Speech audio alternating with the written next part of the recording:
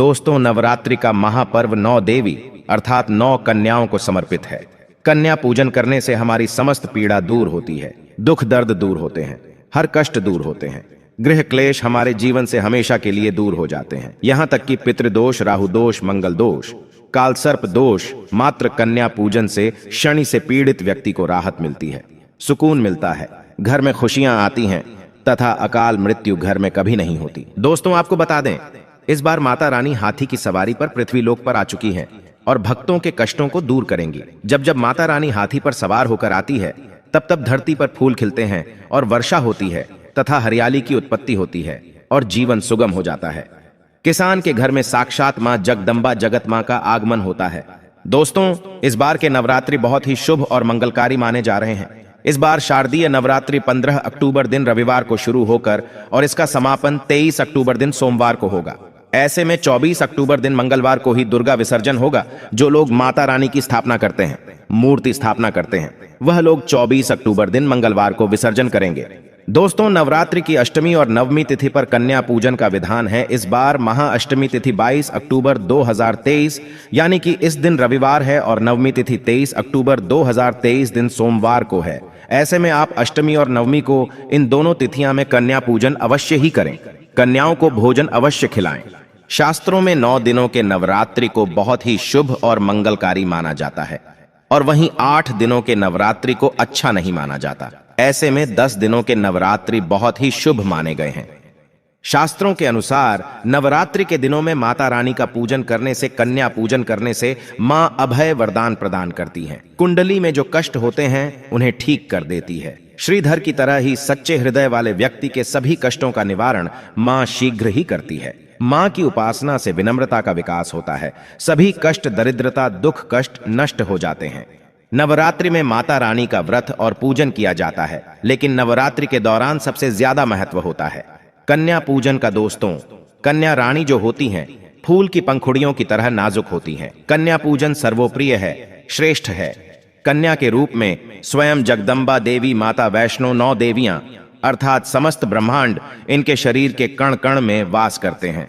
बहुत कम लोग जानते हैं 33 कोटि देवी देवताओं का वास होता है। कन्याओं के मस्तक पर कन्या चाहें छोटी हो चाहें बड़ी हो, वह सदैव पूजनीय है, मां के समान मानी जाती है।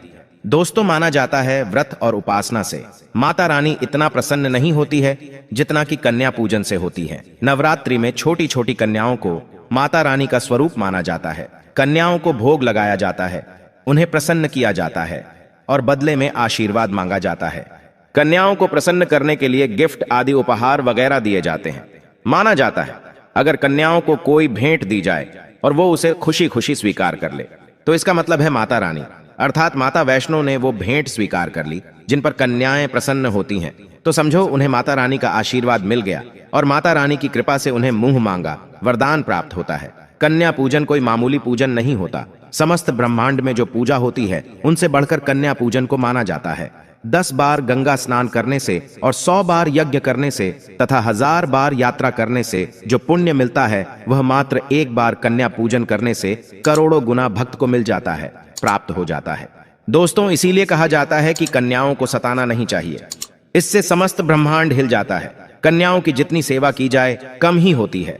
कन्याएं कोई मामूली नहीं होती। कन्या के रूप में स्वयं उनके मस्तक पर विराजमान होकर स्वयं देवी चलकर आपके घर तक आती हैं। नवरात्रि में 2 साल से लेकर 10 साल तक की कन्या का पूजन होना चाहिए। अष्टमी अथवा नवमी को कन्याओं के पैर धोकर भोजन कराना, उपहार आदि देना श्रेष्ठ माना जाता है, दुर्लभ माना जाता है। ऐसा मौका कभी हाथों से नहीं जाने देना चाहिए। इस दिन जितना ज्यादा हो सके कन्याओं को हाथ पकड़कर, पैर पकड़कर अपने घर तक लेकर आएं। दोस्तों, वीडियो में आगे बढ़ने से पहले आप अपनी राशि भी कमेंट बॉक्स में जरूर डाल दीजिएगा। यदि हमारे पास कोई उपाय होगा तो वह आकर हम आपके कमेंट के रिप्लाई में बता देंगे। कोई भी राशि के अनुसार अगर उपाय करता है तो माता वैष्णो बड़ी प्रसन्न होती है और ऐश्वर्य धन प्रदान करती है, मालामाल बना देती हैं। इसीलिए राशि कमेंट में जरूर छोड़ें और हाँ, माता को एक लाइक जरूर करें। लाइक करने में कंजूसी ना करें। दोस्तों, कैसे करें? कन्याओं का स्वागत। कन्या जब आपके घर आए तब सभी के पैरों को दूध और पानी से उनके पैरों को धुलाना चाहिए। खासकर मर्दों को कन्याओं के पर आवश्यक धोने चाहिए। इससे मैया वैष्णो प्रसन्न होती हैं। दोस्तों, फिर उसके बाद कन्याओं को किसी साफ जगह पर जमीन पर कपड़ा बिछाकर बैठाना चाहिए। उनके माथे पर अक्षत फूल और कुमकुम लगाना चाहिए। फिर उसके बाद भोजन ग्रहण करवाना चाहिए। लेकिन हमेशा याद रहे, कन्याओं की थाली में 3 पूरियां कभी ना रखें। इसे शुभ नहीं, घोर अशुभ माना जाता है। 3 पूरियां तथा 3 रोटियां मरने वाले व्यक्ति के लिए निकाली जाती हैं और जेल में कैदियों के लिए दी जाती हैं। ऐसे में कन्याओं को उनकी थाली में 3 पूरी कभी ना दें, लेकिन 1-2 करके पूरियां दे सकते हैं। इससे 3 संख्या बढ़ जाती है और दोष भी नहीं लगता। दोस्तों, कन्याओं को खाना खिलाने के बाद अंतिम में कन्याओं के सर पर लाल चुनरी उड़ाना चाहिए और भोजन में आपको खीर, पूरी, हलवा, चना तथा आलू की सब्जी, छोले वगैरह की सब्जी खिलानी चाहिए। पनीर आदि भी खिलाया जा सकता है। वैसे माता रानी का प्रिय भोजन खीर, हलवा, पूरी और छोले आदि ही हैं। लेकिन भूल से भी लहसुन और प्याज का इस्तेमाल कभी ना करें, अन्यथा अनर्थ हो जाएगा। अक्सर कई लोग कन्याओं को कुरकुरे का पैकेट, चिप्स वगैरह का पैकेट खिलाते हैं, जो कि घोर अनर्थ माना जाता है, क्योंकि इसमें लहसुन प्याज का इस्तेमाल होता है, जिसके कारण आपका व्रत खंडित हो सकता है। मां दुर्गा क्रोधित हो सकती हैं। जहां आपने 9 दिनों तक लहसुन प्याज का परहेज किया, लेकिन आपकी एक गलती पूरे व्रत को खंडित कर सकती है। इतना भी नादान नहीं बनना चाहिए कि माता रानी रूष्ट हो जाए और कन्याओं को भी अशुद्ध होना पड़े। कन्याओं को डब्बा बंद कोई भी ऐसी चीज ना खिलाएं जिसमें लहसुन प्याज होता है। कई चीज तो ऐसी होती है मार्केट में जिसके अंदर लहसुन प्याज का इस्तेमाल होता है। ऐसा आप कभी मत करना। दोस्तों, कई लोग कन्या पूजन में खाना घर पर नहीं बनाते और मार्केट से रेडीमेड लाकर ही खिलाते हैं तथा दही जलेबी खिलाते हैं, जो कि शुभ नहीं माना जाता। दोस्तों, ऐसा खाना वो लोग खिलाते हैं जिनके घर में मान लीजिए कोई दुर्घटना आदि हो गई है या घर में कोई बीमार है या कोई मुसीबत है, तब वो ऐसा करते हैं। लेकिन अगर आप स्वस्थ हैं, आपको कोई पीड़ा नहीं है, तो ऐसा भूलकर भी नहीं करना चाहिए। माता रानी दही जलेबी नहीं, आपके हाथों का बना भोजन खाना चाहती है, आपका प्यार चाहती है। फिर चाहे आप घर में एक ही पूरी क्यों ना बनाएं माता के लिए, पर आप स्वयं ही अपने हाथों से माता रानी को भोजन खिलाएं। देखिए, भले ही आप दही जलेबी खिला सकते हैं, परंतु माता को घर का बना हुआ शुद्ध भोजन ही अति प्रिय है। खासकर नवरात्रों के दौरान घर में पक्का खाना अवश्य बनाना चाहिए। माता रानी बहुत प्रसन्न होती है। घर का बना पक्का खाना ही कन्याओं को खिलाना चाहिए। हमेशा याद रखें, कन्याओं को प्लास्टिक के बने दोने में खाना नहीं खिलाना चाहिए। ऐसे बर्तन पूजा पाठ के लिए शुभ नहीं अशुभ होते हैं, क्योंकि प्लास्टिक के ज्यादातर बर्तन जो होते हैं जानवरों की हड्डियों द्वारा बनाए जाते हैं, इसीलिए ऐसा पाप मत करना। कन्याओं को हमेशा स्टील के बर्तन या पत्तों से बने बर्तनों में ही भोजन कराना चाहिए, बहुत ही शुभ माना गया है। अगर पेड़ के पत्ते में भोजन कराते हैं तो माता अभय वरदान प्रदान करती है। दोस्तों, एक और बात हम आपको बताने वाले हैं कि यदि नवरात्रों के समाप्त होने के बाद यदि बीच में कन्या पूजन में शुक्रवार का दिन पड़ जाए तो कन्याओं को कोई भी खट्टी चीज नहीं खिलाना चाहिए, क्योंकि शुक्रवार का दिन माता संतोषी को समर्पित होता है और माता संतोषी नवरात्रों के दिनों में सक्रिय अवस्था में होती है, यानी वो भी 9 देवियों के साथ में आपके घर में आती हैं। इसीलिए कन्याओं को भूलकर भी शुक्रवार का दिन अगर पड़ जाए तो खट्टी चीज घर में नहीं बनाना चाहिए और कन्याओं को भी खट्टी चीज नहीं खिलाना चाहिए। घोर पाप लगेगा, आपका किया कराया सब बर्बाद हो सकता है। खट्टी चीजों से माता संतोषी रूष्ट हो सकती हैं, चिढ़ सकती हैं, आपको श्राप दे सकती हैं, इसीलिए नादान ना बने। दोस्तों, भोजन कराने के बाद कन्याओं की थाली में एक लौंग जरूर रखना चाहिए, क्योंकि लौंग देवी शक्ति तथा दुर्गा मां को बहुत प्रिय है। लौंग माता शक्ति का प्रतीक होती है। लौंग में नव दुर्गा का वास होता है। इन 9 दिनों में माता रानी को लौंग का भोग ही लगाया जाता है, तो खाना खाने के बाद कन्याओं को लौंग अवश्य अर्पित करें। माता रानी को अमृत से बढ़कर लौंग प्रिय है, इसीलिए कन्याओं को थाली में चुपचाप एक लौंग जरूर रख दें। आपका भाग्य चमक जाएगा। माता लक्ष्मी आपके जीवन में धन की कोई भी कमी नहीं होने देंगी। दोस्तों, आपको बता दें, कन्याओं को उपहार में क्या दें। कन्याओं को खुश करने के लिए उनकी थाली में दक्षिणा डालें, ताकि आपके घर में संपन्नता बनी रहे तथा धन की कोई भी कमी ना हो। कन्या जब आपके घर से खुशी खुशी धन लेकर जाती है तो वह भी आपको खुशी खुशी कई गुना आपको धन प्रदान करती है। इस समय कंजूसी मत करना, खुशी खुशी कन्याओं को धन अवश्य देना। कन्याओं को कोई सुंदर गिफ्ट दे सकते हैं। शास्त्रों में बताया जाता है कि कन्या जितना खुश होती है, माता रानी उतना ही जल्द फल की प्राप्ति प्रदान करती है। ऐसे में आप कन्याओं को चॉकलेट बॉक्स दे सकते हैं तथा खूबसूरत कपड़े दे सकते हैं। याद रहे, काले कपड़े ना दें और स्टील के बर्तन भी गिफ्ट के तौर पर दे सकते हैं। याद रहे कि कन्याओं को लोहे का कोई भी सामान नहीं देना चाहिए, नहीं तो राहु केतु का प्रभाव आपके जीवन में प्रवेश कर जाएगा। राहु काल तथा राहु दोष आपको लग जाएगा, आप बर्बाद भी हो सकते हैं। दोस्तों, जब कन्या अपने घर के लिए प्रस्थान करें तो उनके चरण जरूर छू लें और अपने मन में अपनी प्रार्थना को पूरा करें। सच्चे दिल से मांगी हुई मुराद माता रानी अवश्य ही पूरी करती है। सच्चे दिल का मतलब होता है मन में कोई भी लालच ना हो, और अगर वो लालच माता को पाने के लिए बन जाए तो उसे बोलते हैं सच्ची श्रद्धा और सच्ची भक्ति। ऐसी भक्ति के आगे स्वयं 33 कोटि देवी देवता आपको नमस्कार करते हैं। दोस्तों, नवरात्रों के दिनों में अगर मिल जाए आपको ये संकेत तो समझो, माँ दुर्गा आपके घर में आ चुकी हैं। ये संकेत बताते हैं माँ दुर्गा का आशीर्वाद आपको प्राप्त होने वाला है। तो आइए शुरू करते हैं। दोस्तों, पहला संकेत, जब आप कलश स्थापना करते हैं तो जौ से निकली हरियाली बहुत ही शुभ मानी गई है। कहा जाता है कि जौ से निकली हरियाली हमारे भविष्य में होने वाले अच्छे और बुरे होने का संकेत देती है।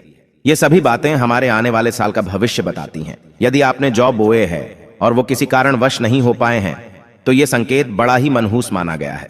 कहा जाता है कि नवरात्रों में जौ अगर सूख जाते हैं या बढ़ते नहीं हैं तो आपको समझ लेना चाहिए कि ये साल आपका खराब होने वाला है तथा घर में कोई बीमारी आने वाली है, या दिन दुगनी रात चौगुनी आपकी कम होने वाली है या घटने वाली है। दोस्तों, ये धन हानि का संकेत माना गया है, क्योंकि आपने कोई ना कोई गलती ऐसी कर दी होगी जिसके कारण माता रानी नाराज हो गई हैं। इसीलिए माता से आप क्षमा अवश्य मांग ले। माँ अपने भक्तों को अवश्य माफ करती है। एक माँ ही होती है जो अपने बेटे को, अपने लाल को हर गलती पर माफ करती है। लेकिन ऐसा बेटा किस काम का जो माँ से माफी ना मांगे। इसीलिए माता रानी से अपनी गलती की माफी अवश्य मांग लें। मैया वैष्णो अपने भक्तों को कभी निराश ही नहीं करती, बल्कि उन्हें धन धान्य से और खुशियों से परिपूर्ण बना देती है। और दोस्तों, यदि जौ हरे भरे हो जाते हैं तो ये शुभ संकेत होता है। इससे आने वाले समय में आपको बहुत ज्यादा ही धन लाभ होगा। माना जाता है कि 1 रुपए का सिक्का या चांदी का कोई भी सिक्का जौ के बीचों बीच में अगर मिट्टी में दबा दिया जाए तो घर में सुख समृद्धि आती है। माता लक्ष्मी दौड़ी दौड़ी चली आती है। जौ के अंदर हमेशा 1 रुपए का सिक्का अवश्य डालना चाहिए। जौ को खाली नहीं रखना चाहिए, उसमें धन वगैरह अवश्य डालना चाहिए। इससे माता का आशीर्वाद सदैव परिवार पर बना रहता है और जीवन में कोई भी संकट नहीं आता। खाली जौ मतलब धन भी खाली, खुशियां भी खाली ही मिलेंगी। दोस्तों, नंबर 2, यदि आपकी नींद नवरात्रों के दौरान सुबह 4 बजे के आसपास खुलती है तो इसे बड़ा ही शुभ संकेत माना जाता है, क्योंकि ये समय ब्रह्म मुहूर्त कहलाता है। इस समय देवी शक्ति अपने सच्चे भक्तों को ही जागती है। इस समय उठाना मतलब माता की कृपा प्राप्त करने के बराबर माना गया है। ये संकेत बताते हैं कि माता की सच्ची भक्ति का प्रभाव आपके ऊपर हो चुका है और माता रानी आपको जल्दी ही कोई खुशखबरी देने वाली है। माँ आपकी सच्ची भक्ति से बहुत खुश हैं। दोस्तों, नंबर 3, यदि नवरात्रि में आपका मन प्रसन्न होने लगे, पूजा पाठ में आपका मन लगने लगे, पूजा करते समय मन का शांत होना यह दर्शाता है कि आपको बहुत जल्द मां की कृपा प्राप्त होने वाली है। माता रानी आपकी भक्ति से बहुत खुश हैं। आपकी भक्ति माता रानी को आनंद दे रही है।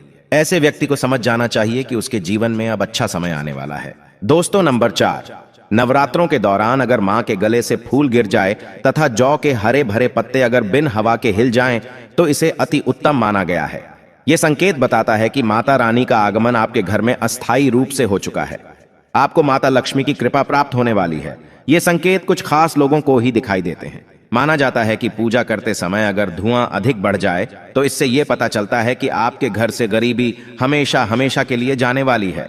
भूत प्रेत आत्माएं अब आपके घर से हमेशा के लिए जाने वाले हैं। पूजा करते समय धुएं का अधिक होना बहुत ही शुभ और मंगलकारी माना गया है। ये संकेत भविष्य में अच्छे परिणाम को दर्शाते हैं। दोस्तों, नंबर 5, द्वार पर गाय का आना। वेदों में बताया जाता है कि नवरात्रि के दौरान गाय माता का घर में आना बड़ा ही शुभ संकेत माना गया है। नवरात्रि में द्वार पर गाय का आना अत्यंत शुभ है। यदि आपके भी द्वार पर गाय आती है तो गाय के माथे पर कुमकुम लगाना ना भूले तथा गाय को रोटी जरूर खिलाएं। इससे मां दुर्गा अत्यंत प्रसन्न होंगी और आपकी झोली खुशियों से भर देंगी। द्वार पर गाय का बार बार आना भी जीवन में आने वाले अच्छे संकेतों की ओर इशारा करता है। दोस्तों, नंबर 6, सपने में शेर का दिखाई देना। अगर आपके सपनों में मां दुर्गा दिखाई देती है, अर्थात कोई भी देवी अगर आपके सपनों में दिखाई देती है तो बड़ा ही शुभ माना गया है। नवरात्रों के पावन अवसर पर माता के दर्शन किसी खास भक्तों को ही होते हैं। ये सपने कभी किसी को शेयर मत करना। यदि माता की सवारी तथा शेर रात्रि में सपने में बार बार दिखाई देता है तो मां दुर्गा आपसे प्रसन्न है। ये संकेत बताते हैं कि जल्द ही आपकी कोई मनोकामना अवश्य पूर्ण होगी और आपके शत्रुओं का नाश हो जाएगा। शत्रु आपके नाम से ही थर-थर कांपने लगेगा। मां दुर्गा का वाहन शेर है, इसीलिए नवरात्रि में शेर का दिखाई देना अत्यंत शुभ संकेत होता है। दोस्तों, नंबर 7, यदि कोई छोटी कन्या आपको सुबह सुबह लाल वस्त्र धारण किए हुए दिखाई देती है तो आपने साक्षात मां दुर्गा के दर्शन किए हैं। यदि नवरात्रों में सबसे पहले आपके घर में कन्याओं का आगमन हो जाए तो समझो आपको दुनिया की कोई भी शक्ति, ब्रह्मांड की कोई भी शक्ति आपको करोड़पति होने से नहीं रोक सकती। आपके जीवन में, आपके घर में माता लक्ष्मी का आगमन होने वाला है। आप दिन दुगनी रात चौगुनी तरक्की करेंगे। अब आप खुशियां मनाइए और मिठाइयां बांटें। ऐसे में कन्याओं को भरपूर तरीके से खुश रखें और उनका आगमन दूध से चरण धुलाकर करें, कोई भी कंजूसी ना करें। दोस्तों, माता रानी आपको यह संकेत दे रही है कि अब आपका बुरा समय समाप्त हो चुका है। अब जीवन में सुख समृद्धि के द्वार खुल जाएंगे। दोस्तों, नंबर 8, घर पर उल्लू का आना। यदि मां लक्ष्मी का वाहन उल्लू नवरात्रि में आपके घर पर आकर बैठ जाए तो यह भी शुभ संकेत है। इसका अर्थ है कि मां लक्ष्मी का आपके घर में प्रवेश हो चुका है और आपकी आर्थिक स्थिति और मजबूत होगी। लेकिन याद रहे, उल्लू नवरात्रि और दीपावली पर आना ही शुभ माना जाता है। दोस्तों, नंबर 9, यदि ब्रह्म मुहूर्त के समय यानी सुबह के 4 बजे के आसपास घंटियों की आवाज सुनाई दे जाए या शंख की आवाज सुनाई दे जाए तथा कोई भजन सुनाई दे जाए तो बड़ा ही शुभ संकेत माना गया है। इससे यह पता चलता है कि माता रानी आपकी भक्ति से बहुत प्रसन्न है और आपके जीवन में सभी नकारात्मकता का नाश होने वाला है तथा माता लक्ष्मी की कृपा आपको प्राप्त होने वाली है। दोस्तों, नवरात्रों के दौरान घर में काली चींटियों का दिखाना, लंबी लंबी लाइन बनाकर मुंह में खाना ले जाते हुए चींटियों को देखना अच्छा संकेत माना गया है। और यदि मंदिर में पूजा करते समय कोई छिपकली आदि दिखाई दे जाए या मंदिर के स्थान की ओर छिपकली चली जाए तो बड़ा ही शुभ संकेत माना गया है। इससे यह पता चलता है कि आपको माता लक्ष्मी की कृपा प्राप्त होने वाली है, मां का आशीर्वाद आपको मिलने वाला है। नवरात्रों के दौरान मंदिर में छिपकली का दिखना बहुत ही शुभ संकेत माना गया है। आपकी भक्ति का फल आपको शीघ्र ही मिलने वाला है, क्योंकि छिपकली को माता लक्ष्मी का प्रतीक माना गया है। किसी शुभ अवसर पर छिपकली का दिखना मंगलकारी माना गया है और नवरात्रि में छिपकली का मंदिर में दिखना साक्षात देवी लक्ष्मी का स्वरूप माना गया है। दोस्तों, अगर आप वाकई में मां वैष्णो की कृपा पाना चाहते हैं तो कमेंट बॉक्स में लिखें, जय माता दी माता रानी। आपकी झोली खुशियों से भर दें। मां वैष्णो के लिए एक लाइक तो बनता है।